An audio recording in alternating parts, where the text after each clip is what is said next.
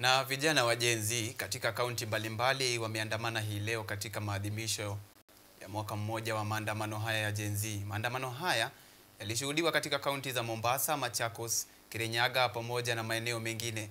Hata hivyo, kaunti zingine zilidumisha utulivu kama Vincent Karori anavyotuarifu.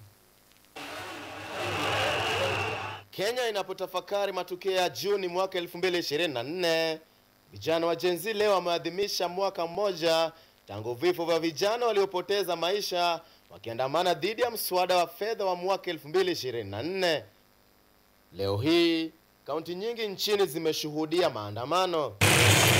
Katika kaunti ya Machakos, waandamanaji walifurika barabarani kukumbuka maisha waliouliwa mwaka jana wakati wa maandamano.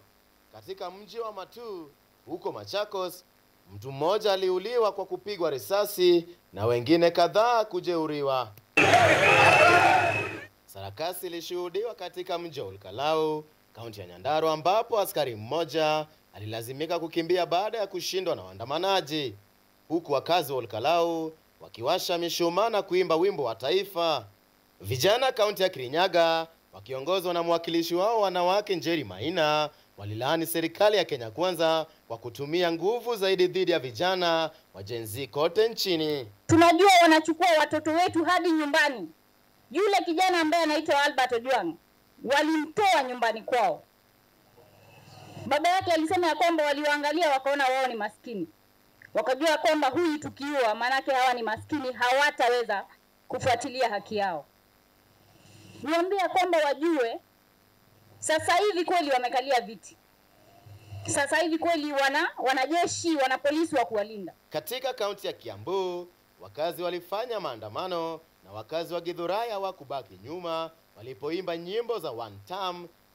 Mjini Mombasa, waandamanaji walianza siku na maombi katika kanisa la ACK Cathedral kabla ya kuingia barabarani, ambapo hatimaye baadhi yao walikamatwa.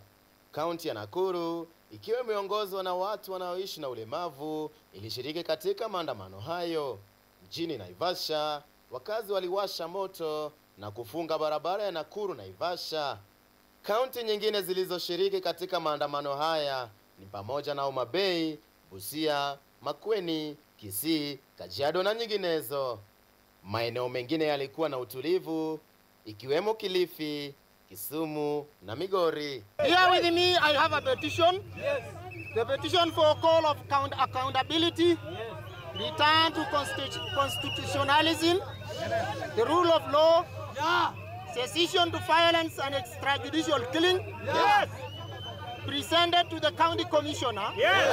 Narok County. Yes. In accordance with Article 37 of the Constitution of Kenya. Yes. Ijapokuwa kaunti nyingine zilishuhudia maandamano makali siku ya leo, kaunti nyingine za Nyanza hazikuonekana katika maadhimisho hayo ya vijana wa Gen Z waliofariki mwaka jana.